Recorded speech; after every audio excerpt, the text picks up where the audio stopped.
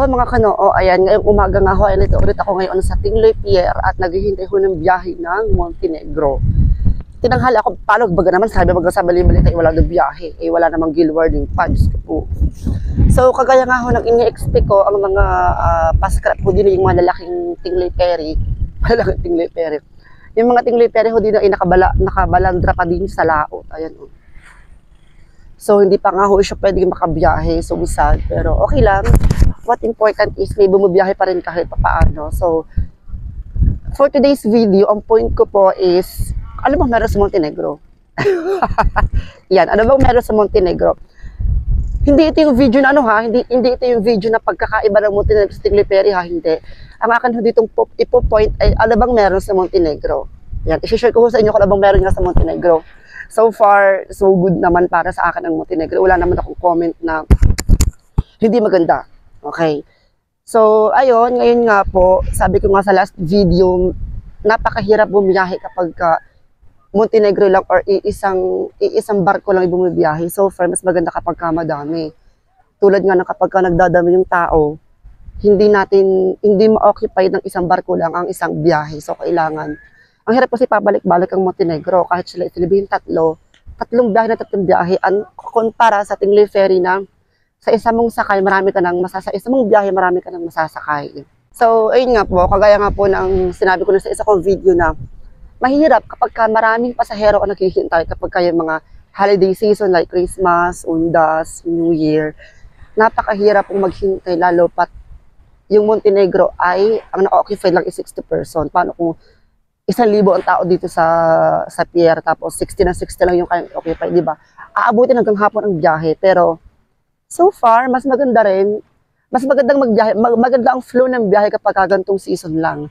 Yung ordinary days lang, ordinary yung araw na kakaunti kami, mga pasahero tulad niyan, kakaunti lang kami. Okay lang sa amin, kahit maghintay. Tapos, yun nga, tulad nga na sinabi ko, ang ipopoint ko dito is yung, ano bang meron sa Montenegro? Okay. Ready na kayo? Hindi ko alam kung parehas tayo ng thinking about sa goods about the Montenegro lines. So, ayun nga ho, meron akong 4 na observations dito kay Montenegro Lines. And, ulitin ko po ulit ha, paulit-ulit na hindi po ako nagkukumpara doon sa isa. Ito po ay tinutukoy ko lang para lang dito sa Montenegro Shipping Lines. Wala akong pakalam sa isang barko, okay lang. Hindi ako bias, charot lang. Okay, number 1 is accommodating. Very accommodating ang mga staff nila. What I mean sa accommodating is kapag nakita nila na marami kang bagahe. Although talaga ng mga responsibilidad nila na kuhanin yung mga bagahe mo at ihatid sa barko o ihatid doon sa sakayan mo. Pero sila ay yung kumbaga hindi mo na sabihin na, kuya, pasuyo naman ito, padala-dala ako doon sa loob. Hindi, magkukusa sila, ikatanong nila sa iyo, ay sir, ito po ba yung gamit? Dadalhin ko na po sa loob para mas madali po kayo makapasok o makatawid dito sa hagdan papuntang barko. Yan yung sinasabi kong accommodating. Sila ay marunong magkusa na dalahin yung mga gamit mo para malesen yung mga daladala mo. So, ayun, the accommodating ha. Sabi ko nga, dito lang sa barko ito ang tinutukoy ko. So, wala pa itong comparison.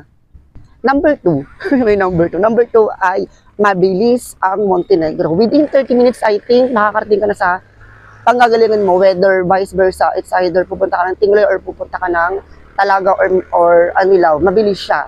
Hindi ka maiinip sa biyahe. Mabilis ang kanyang takbo.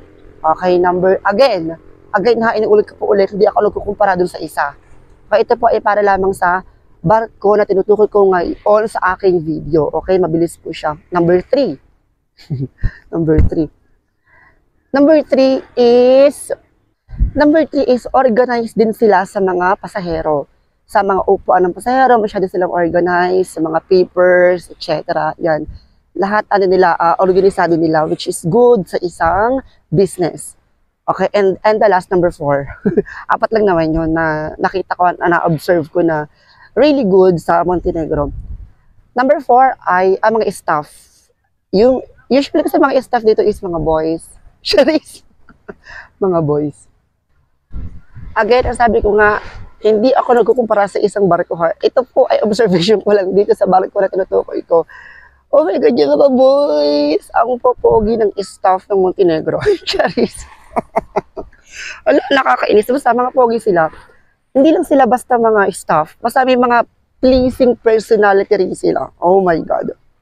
Ay, bakulo. Kasi may mga pleasing personality ang staff ng Montenegro Lines. Which is, may nakakaganda rin at nakaka-goods din, nakaka-points din sa isang business kapag may mga pleasing personality din yung mga staff o yung mga tauhan.